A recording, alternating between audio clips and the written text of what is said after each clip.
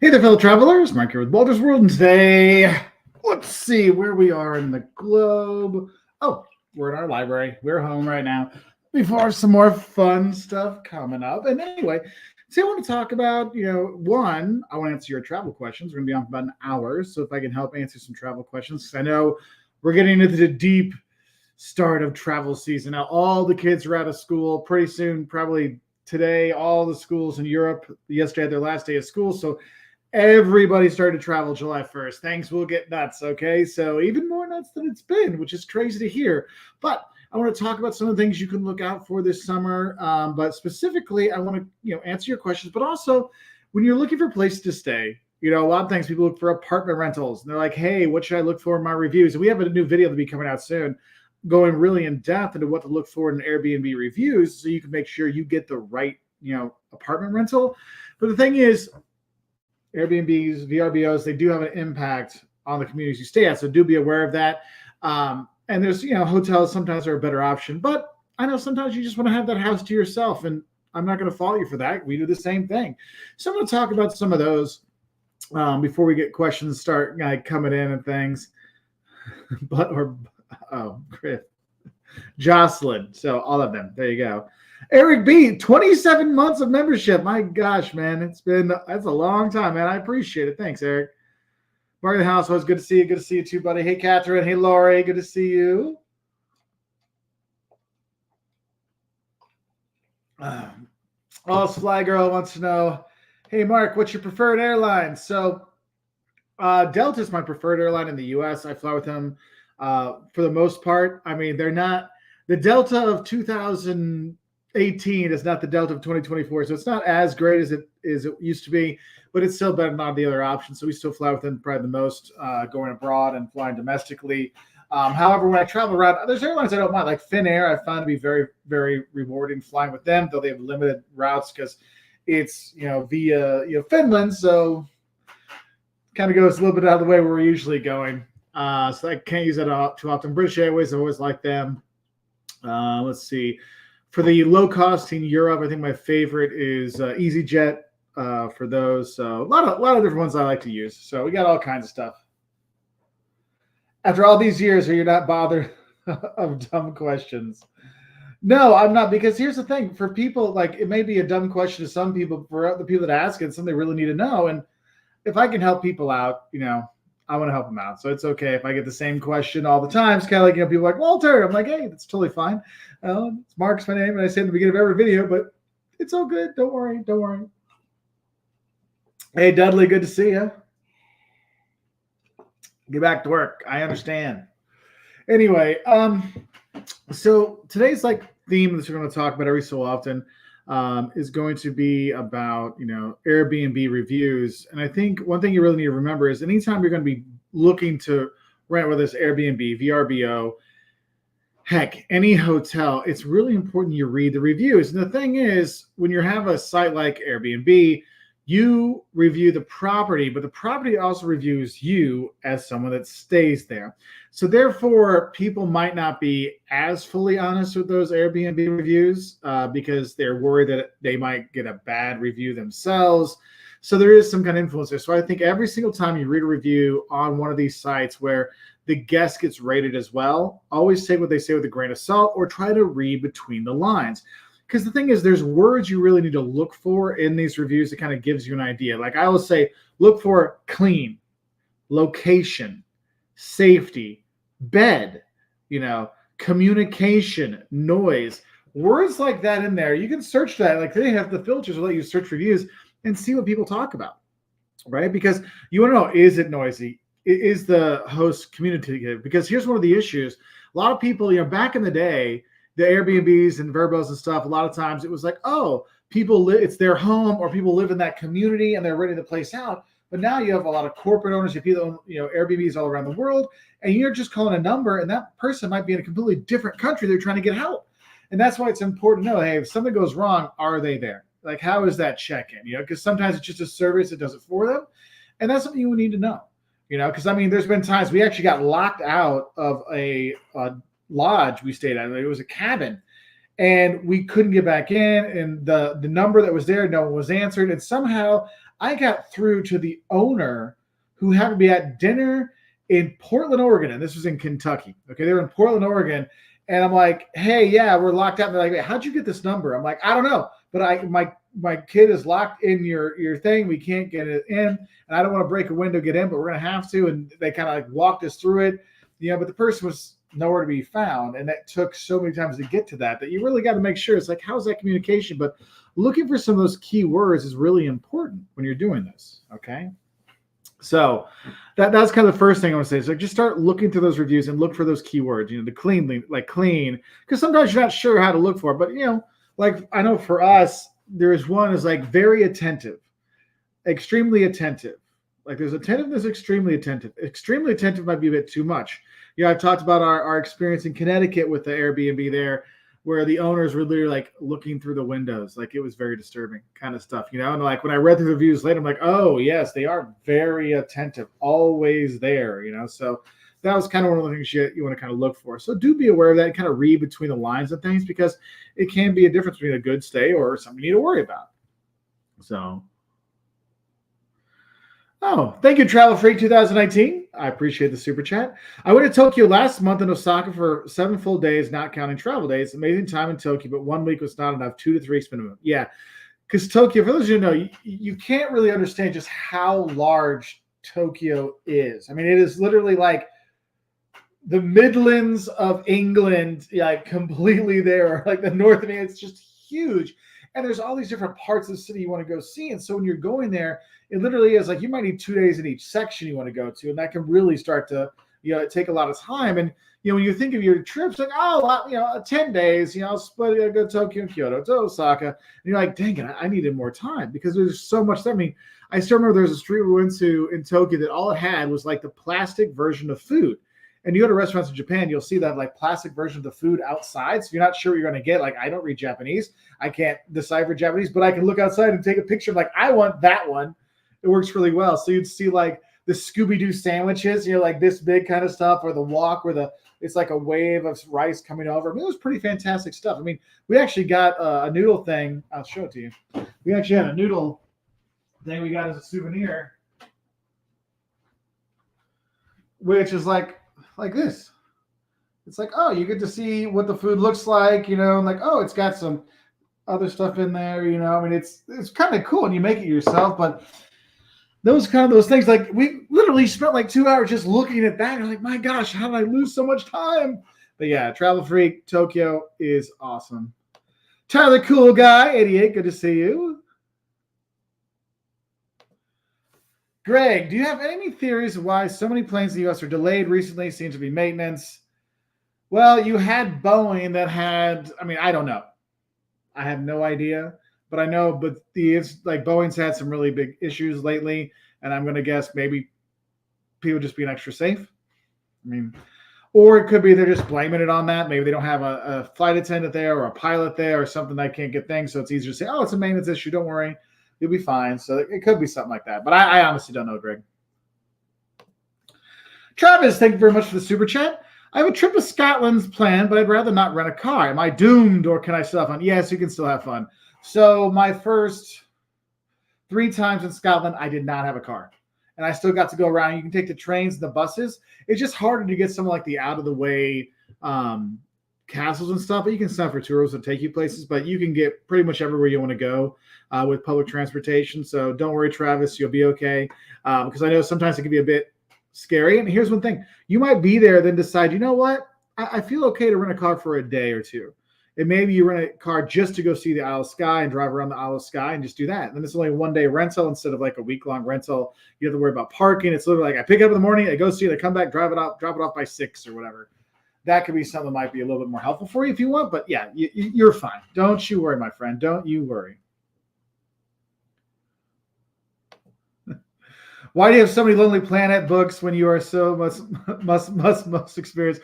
So those are literally, some of those are from the early 2000s, even the 90s probably. So those ones, I haven't bought a Lonely Planet for quite some time, but I still like to read through them because I actually like to read the history part of the countries before I go, because reading about the history of the country starts you to understand a little bit more about like how people act and what is important to them and where you can like upset people and not upset people. So that's why it's there. So I have those, and some are helpful. Like we do. Jocelyn likes the National Geographic. These ones over here. I don't know if you can see those. The National Geographic ones are really good for like they're not good for traveling, but they're good for like understanding culture. So I'm really big into culture and understanding when I go. So that's why I have those ones. Hey Ryan, good to see you there. Don't worry, I have big thumbs. I mess up on spelling all the time. I need to work on. Gotta get back on my diet. We've been traveling a lot this summer, and like I was great, and it was like 7 weeks of traveling, and like I forgot. When you're into a workout routine, when you're working out like 5 or 6 days a week and eating super healthy, and then you go travel, yeah. So I got to get back on this. So I got one more trip, and then after that, we're back on it for the fall.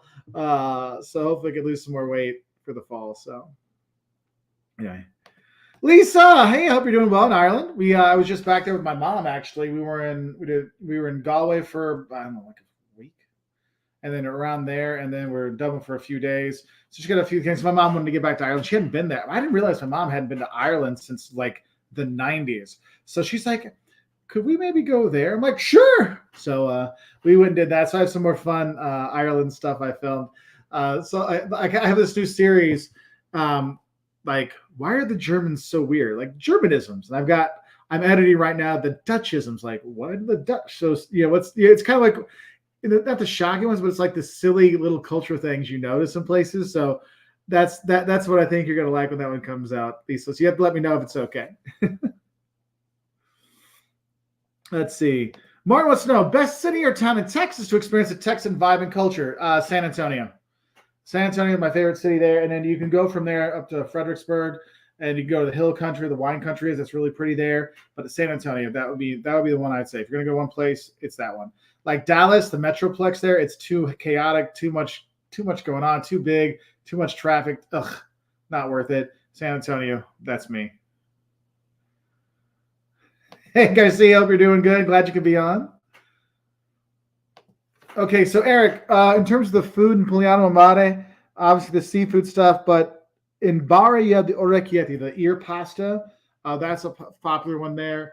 I actually have a video, the Pugliano Mare video. I have a Don'ts of Pugliano Mare. That actually has some food stuff in there. So, Eric, check that one out, because on the top of my head, I'm drawing a blank right now. I'm seeing the rest. There's an octopus thing you're supposed to have. I'm seeing the restaurant you're supposed to go to. Like, I know exactly. I see it in my mind, but I can't remember the name because, just like my hair, my memory is disappearing. Oh.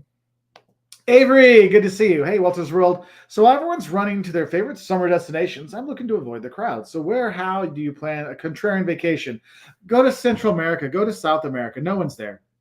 Like, people, it's funny, people will get on me. They're like, oh, you just do Europe, Mark. I'm like, well, actually, we have like 500 videos for Central and South America that they get literally like 1/10, 1/100th the view of our European videos.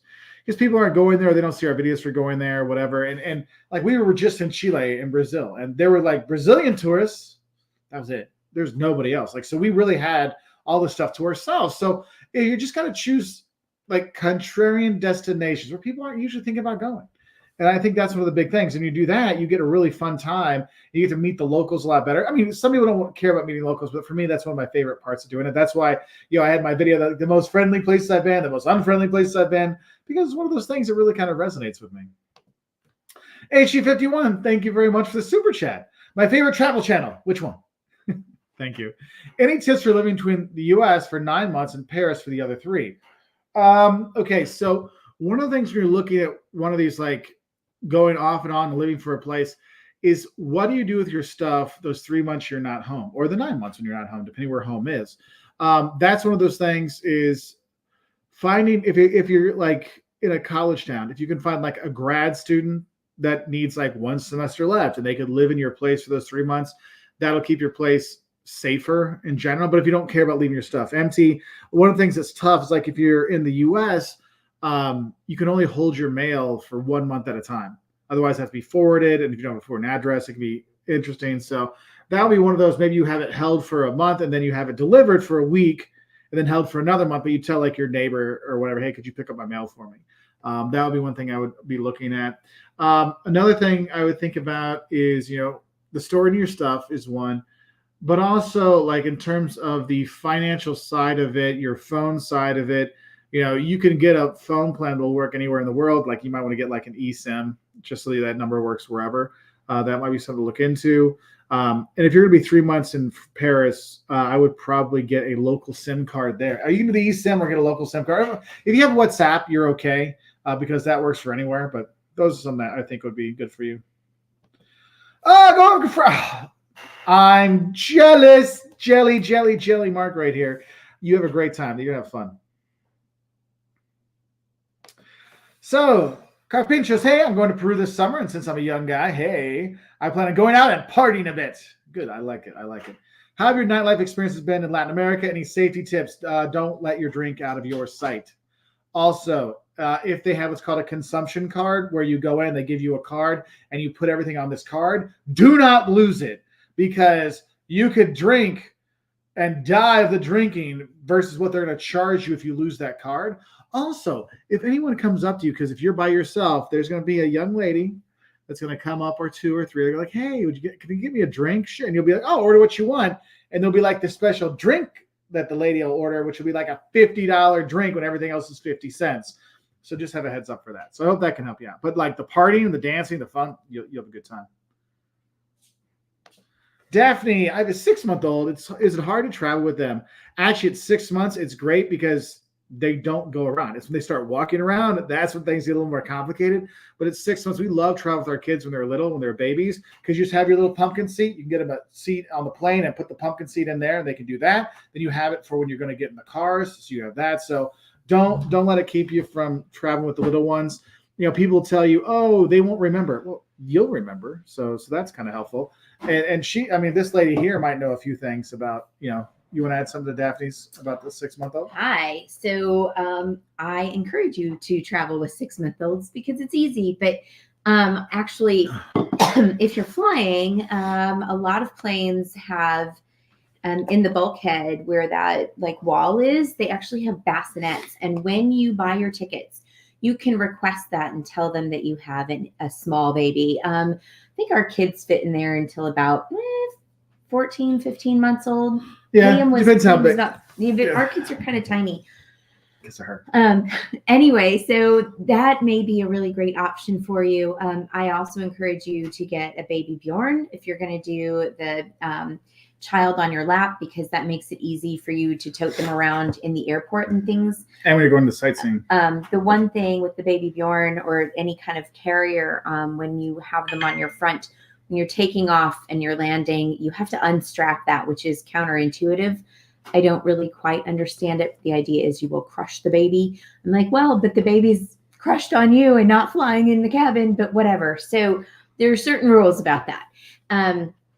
Also, the other great thing, if you're traveling with small people, and I literally stop people in the airport and tell them this when I see them lugging around giant car seats and things.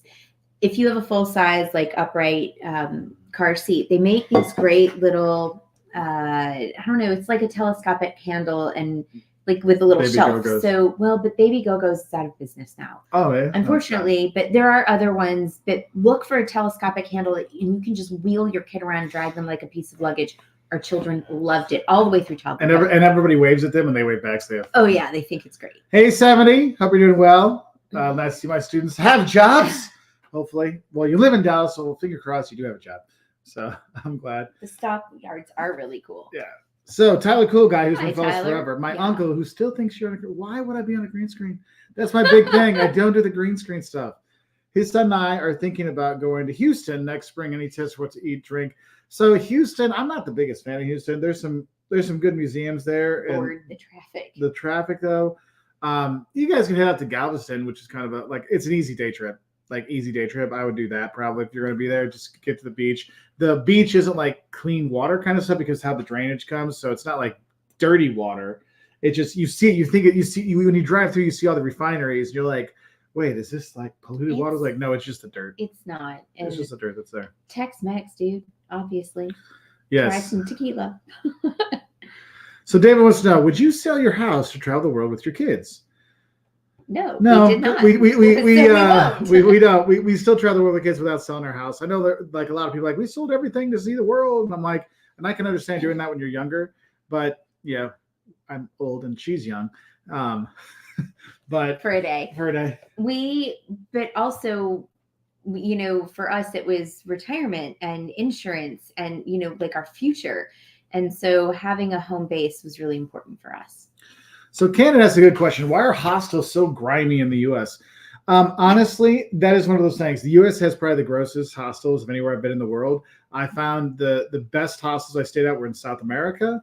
But Europe used to be like the dorm room with 19 bed stuff, but now there's a lot that have their own like rooms in it now. So that's gotten a lot better. And for people of different ages. You think they're just for young people, but there are a lot now that are kind of catering to an older crowd. And also people are mixing a little bit more, and some people are really feel vehemently about like how wrong that is. But I think it's kind of great because we learn things from different generations, and I think it's a great thing. Yeah, excuse me. And there's one. Oh, Will. Hey, Will. Hope you're doing well. What's the most spontaneous last-minute trip you've ever planned? So I believe it was the summer of 2004, 10 years ago this year. It was Jocelyn's birthday, and we were out having dinner. At least this is from my perspective. There's been other crazy ones, I'm sure. But we were at dinner, eating out, and you see all these Instagram reels now, like, oh, eating outdoors in Europe versus eating outdoors in the US. And we're literally sitting on the cement next to cars going by. And it was her birthday. I'm like, why are we doing this for you? Let's just go someplace. And so we literally went home. The kids were little. So we literally went home, packed the bags. The next day, we spent the next 6 weeks driving from Illinois to Florida to Prince Edward Island in Canada to Toronto, back around. And it was like, I think it 4,000, came out, it was just shy of 5,000 miles. I round it and say it was a 5,000-mile road trip, and it was wild and amazing. And I'd do it again in a heartbeat. Yeah, it was fun. Excuse me. Hi, Costa. I think you got the difficulty because we were answering a question before. Everyone says hi. Okay, BYD Dan. I saw your video regarding the Railway Explorers in Vegas and want to know if you recommend it and if you have any other things for Vegas. My girlfriend is in there for the first time. So I actually have a video on like free things to do in Vegas. There's some free stuff you can do. I have that. There's that video. It was worth we had a good time doing that with our friends. I thought it was worth it. No, I think it was definitely worth it. It was a good time. And we had great people to go with. Yeah. Turn It Up World. Look up Turn It Up World. They have all kinds of great Vegas stuff. They're like the Vegas bloggers. They're super. Yeah, they're super fun. Hey, Mark, long time, first time. I was wondering where to go before having kids down to Peru, Switzerland, mixed with Oktoberfest, or South Africa, Cape Town, then Safari. Would love the intel. So, as far as Switzerland goes, definitely go there before you have kids because, no joke, they hate children. I mean, we were followed around a museum, Caleb and I, like as if though we were art thieves. It was horrific. Peru, we did with our children and they loved it. I mean, they've got to be able to like walk and get around on their own pretty well, but you can do that with them. But also, if you want to like hike the Inca Trail, then do it before you have kids. Oktoberfest, just because it's wild, yes, do it before you have kids, but it's okay with older kids, I think. Like, well, you can, you can take it. If you're going to do it with your kids, I would go earlier in the day because at night everything's booked out, so we don't have space. But like, we have to understand, Oktoberfest isn't just the beer halls. Like, there are food, games, stuff outside, so you can take your kids. It's a family event. I remember the first time I went, my friend and I, we literally sat across these two like 85-year-old Germans. They come in and he had his half-liter beer and she had her like little tiny beer. It was just so cute. Like, yeah, we've come every year since like forever. So it was kind of nice. I will say, take your children on safari. That was an incredible family trip. I mean, kids, it's like live zoo. I mean, you kind of can't get better than to take your kids on safari, but they have to be old enough to know that, you don't get out of the Jeep and, the safety things. So, but I would definitely do that. Yeah. So John and Kara, retired travelers. Awesome. Any recommendations for booking trains in the UK, staying in 9 cities, north and south? We're going for 2 months this fall. That's awesome. God, no. What? Like, get a car. Well, no, for 2 months though, that's expensive to rent a car for 2 months. It is really expensive. So what I would say, which you have to realize is there's a lot of different, we actually have a don'ts of taking the train in England video that would be very helpful for you to watch. There's tons of stuff on there. But I think the big thing you have to realize is there's a lot of different companies that do the trains in England. So you got to make sure you get the right company, you're buying from the right place. But there is like a central like website you can go to, and it'll get you to the right place. You have that.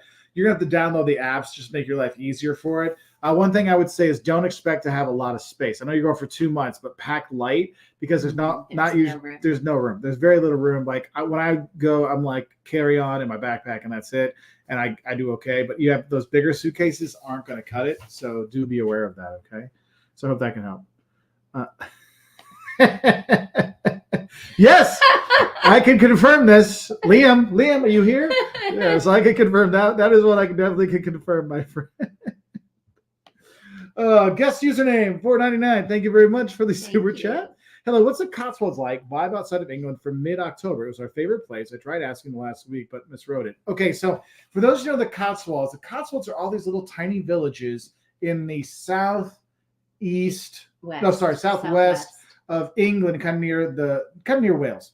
And they're just the cutest little tiny towns. And you could do tours of them. A lot of times they'll do tours from London that'll take you there, or Stratford. You can do that. But there's all these little things. So you spend like, half hour in each of these little villages, walking around the churches. It's cute as can be. I mean, you really feel like you're in insert any like essential British TV show. Yes, like, but like based on murders. Yeah, but based on like the 50s.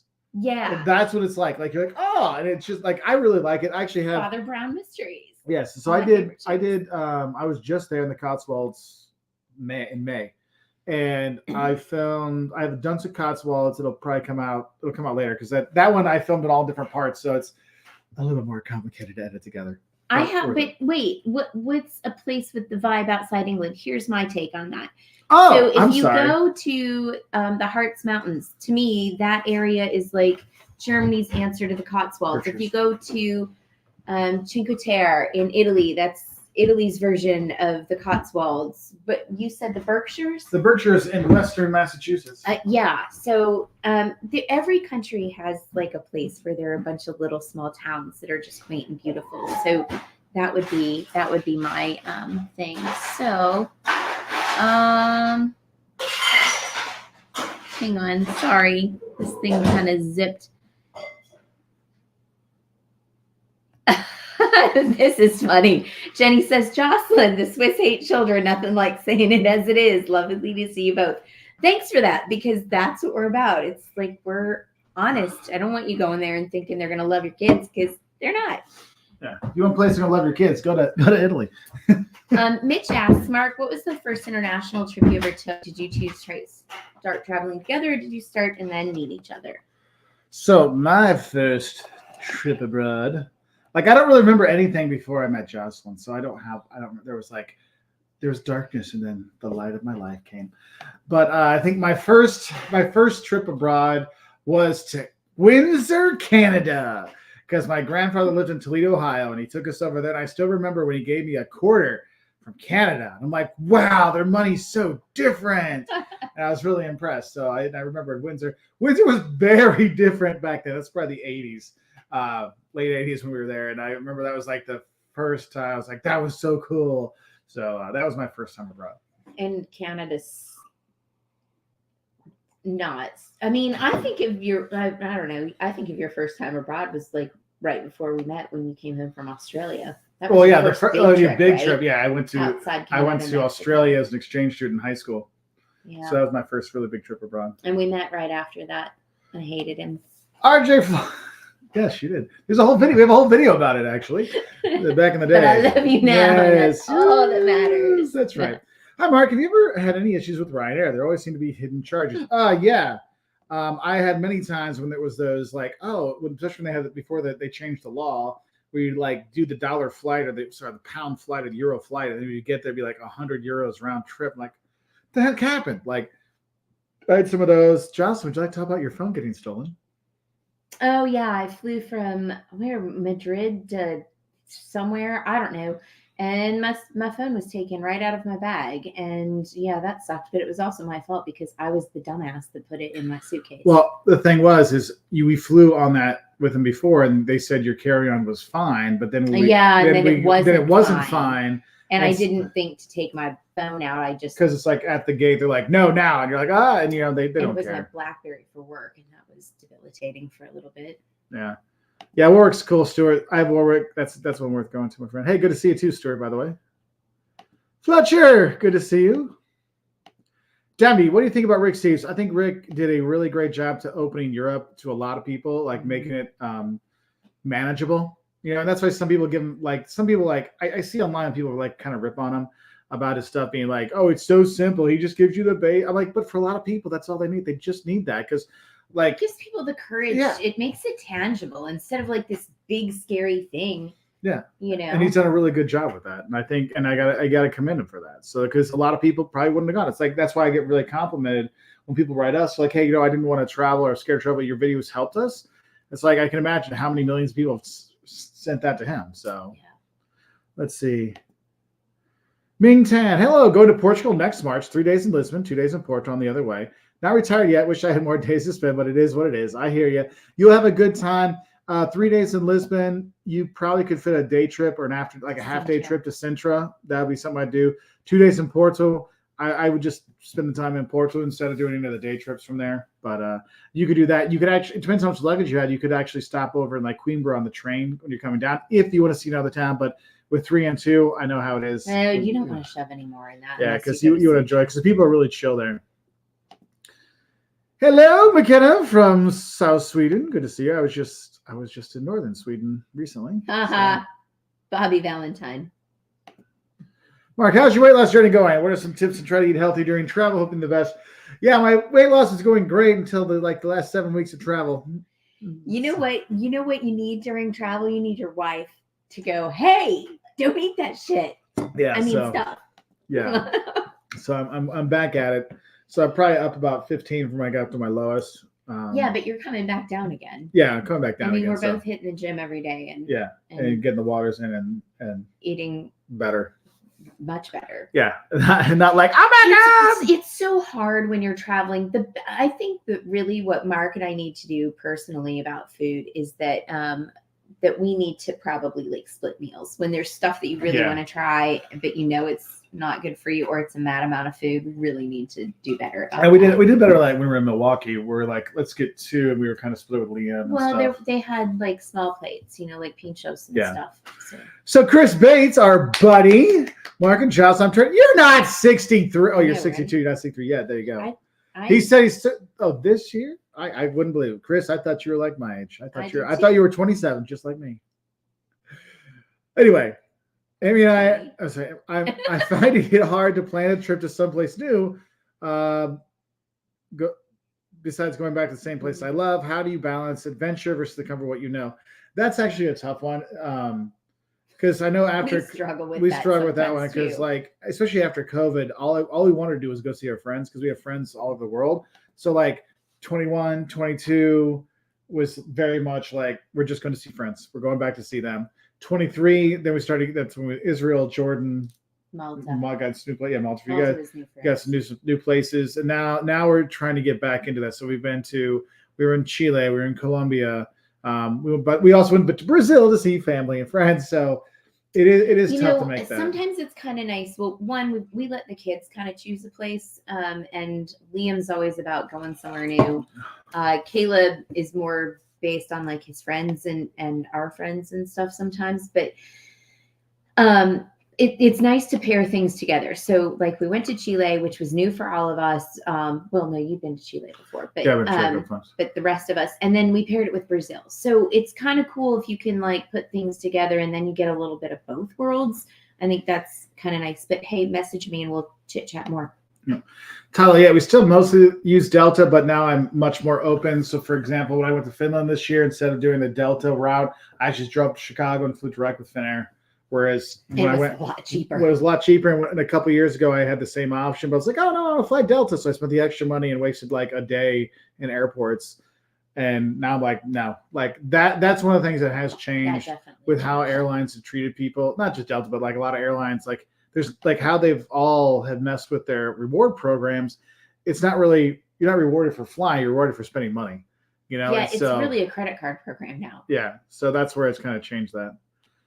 Favorite credit card for travel rewards? Honestly, I don't know. We're actually researching that right now to do a video on them because we're looking to switch our credit cards. So then I might as well go through it with you all because how things have changed so much.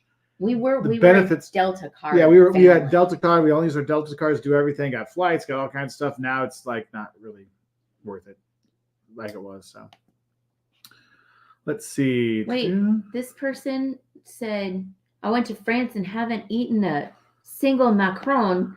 What?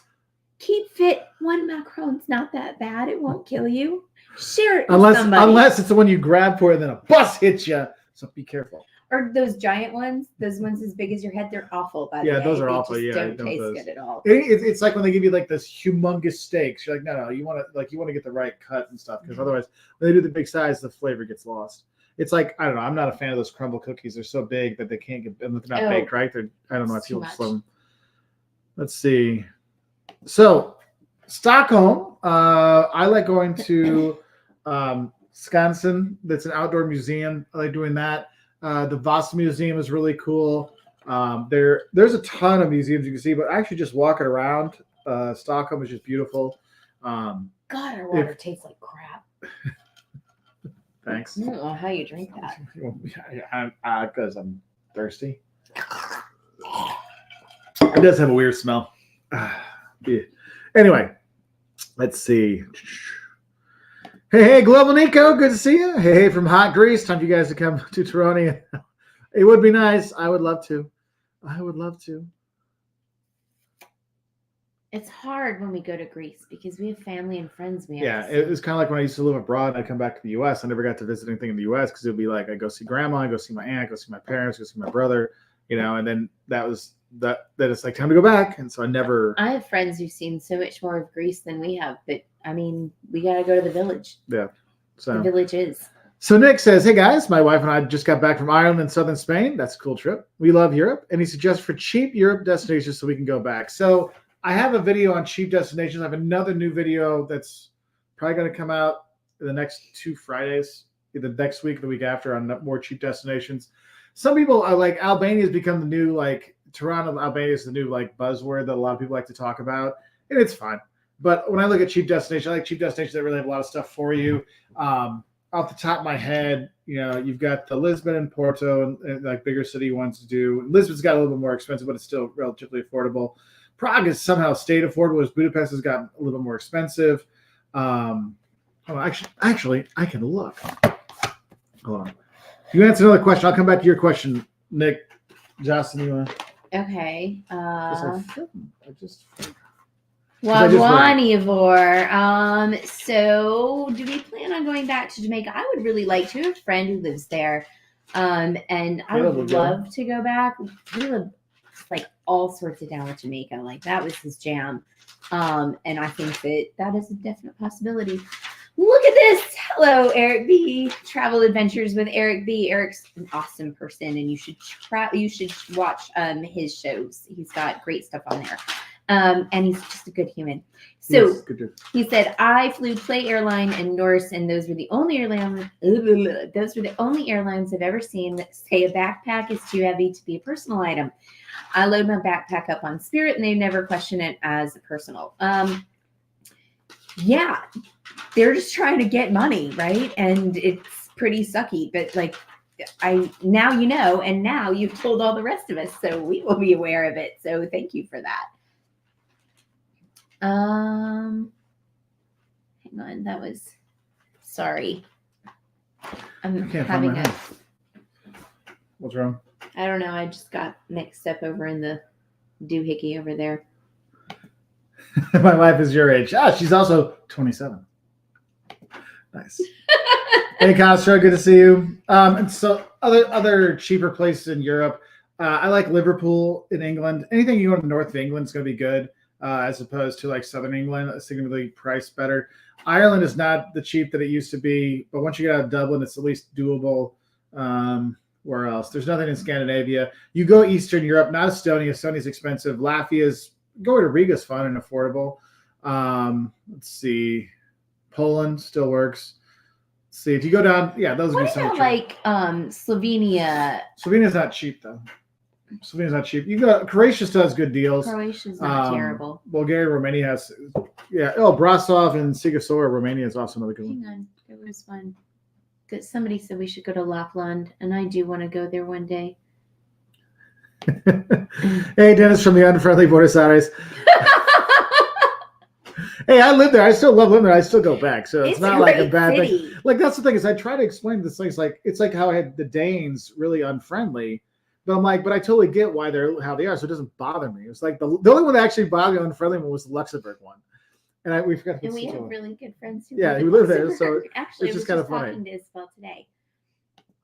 Aw, G-Man, love your videos. So family are moving to Vicenza. Lucky. What else should we look to live?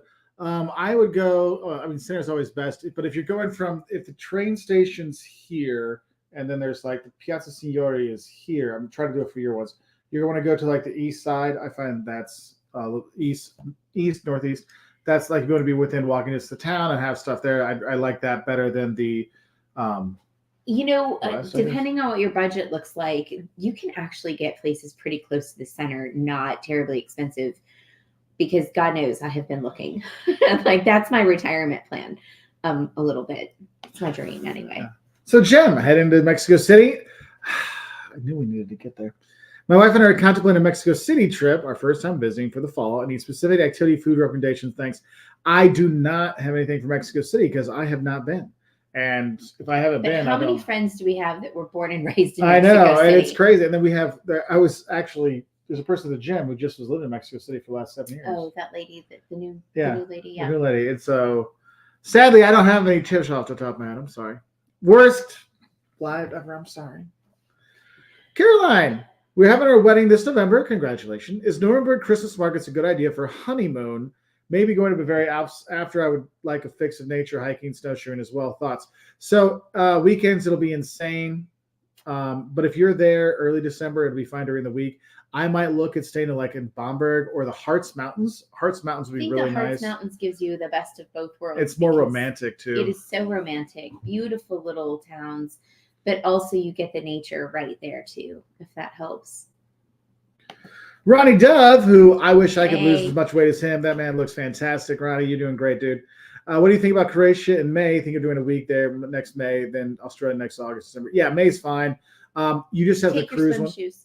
Yeah, take your swim shoes because the rocks there. If you're Beaches going to are all rocky. yeah, they're all rocky. Dubrovnik will be insane no matter what because the cruise ships. So be aware of that. But it's still Croatia's still well worth it, and they've had so many tours for thousands of years. But the food is fantastic. They do good service. So you have a good time there, Ronnie. Let's see. Henry, good to see you, my friend. Hey guys. Oh my gosh, hey Henry. Jocelyn, it's great to see you here again. Looking forward to a Walter's World book down the line. Y'all just stop it. Have a great weekend, guys. Thanks, Henry. I appreciate it, buddy. Why don't you people like me? We do like you. The book will be fun.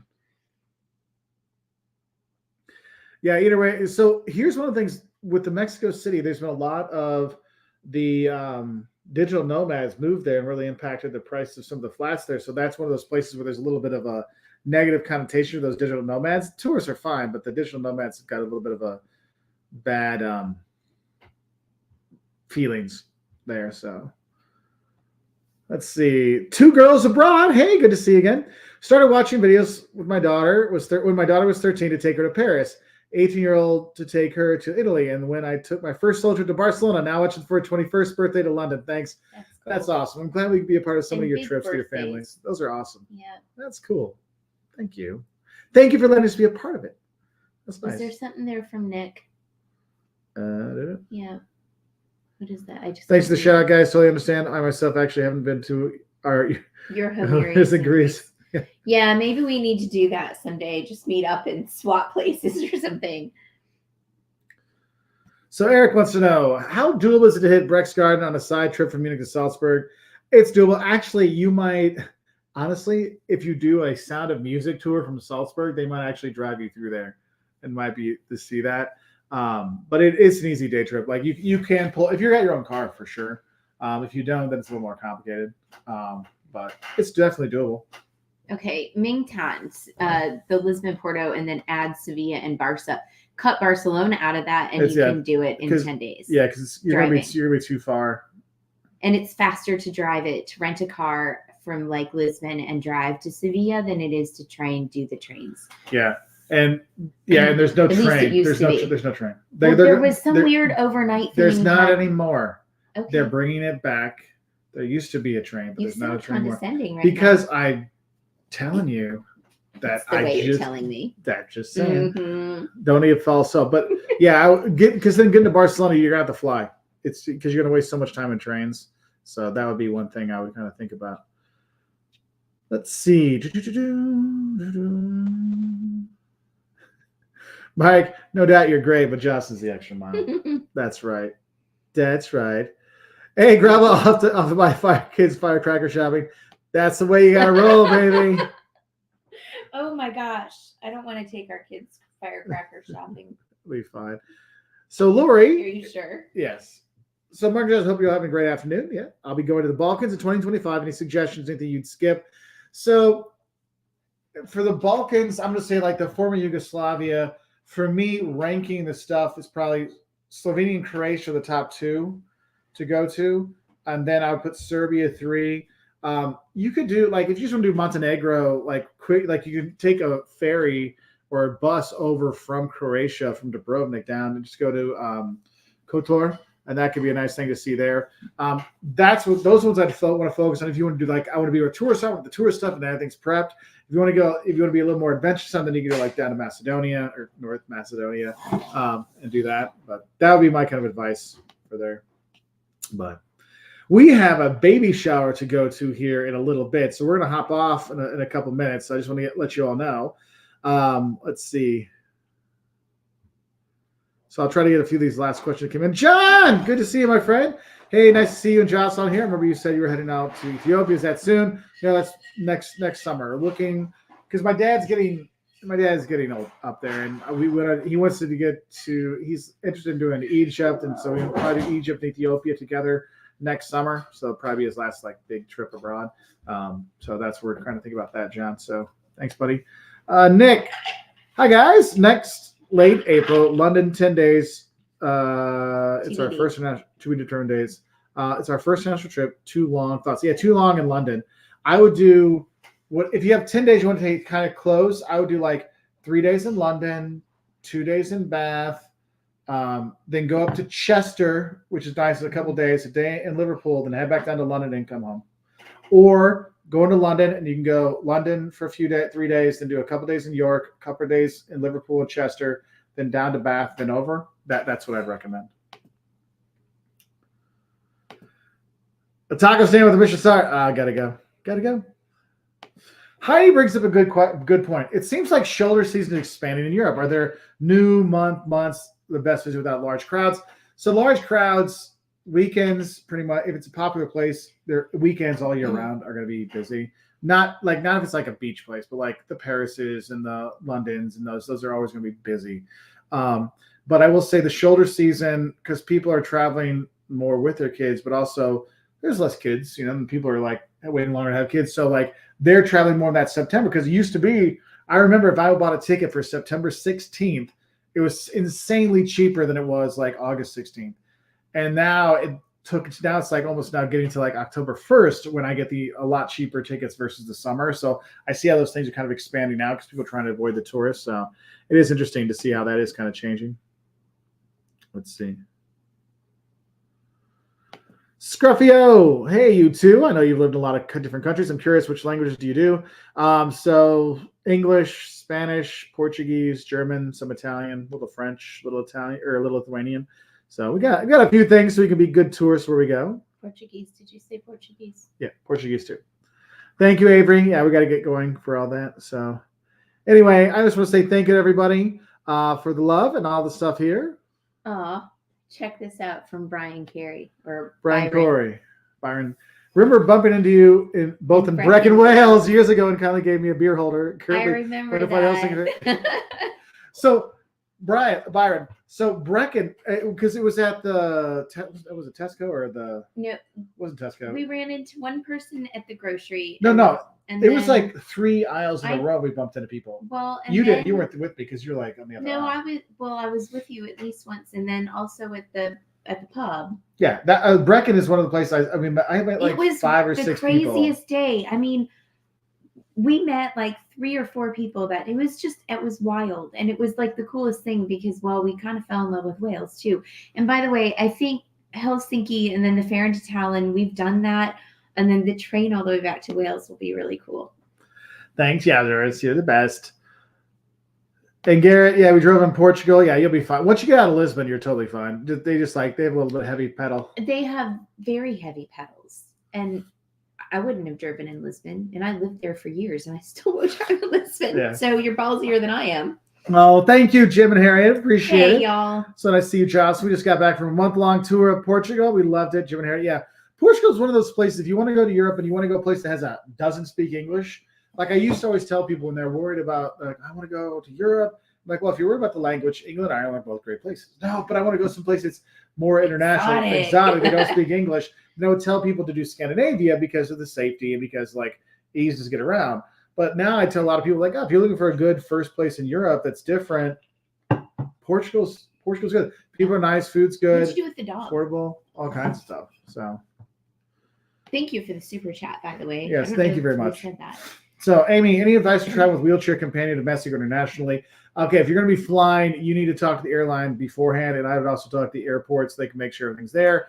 Also, I would make sure you know backup plans in case the airline destroys your wheelchair, especially if you have one of the electronic ones or the electric ones, because that can be something with the power, like the power bank kind of stuff in the charger. Make sure you have those things.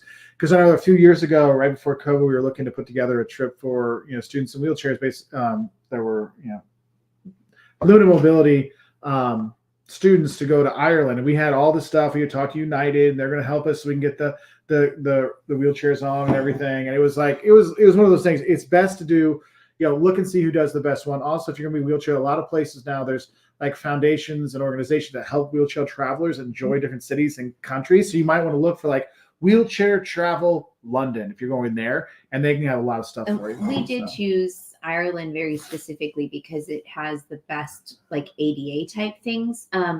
My friend recently took her father on a trip to Hawaii, and he had a wheelchair, and they went through O'Hare and ordered the wheelchair. They literally had it at the curb for them, and they took them through a certain TSA thing and whatever. I mean, like there were certain things that were different, but they were really accommodating there. So do call and speak to people in person, not just via email and stuff. Hi, Lori. Good to see you too. Hey, Lori. Where'd it go? Jessica. I did like San Francisco. I had a nice time when I was there. I had a good time filming. Really great food. Did a lot of the sites. So I had a fun time. Okay, so we do have to go because we have to go pick up a friend on the way there. So we wish you all a fantastic weekend. Happy travels. I'm going to try to do more of these lives.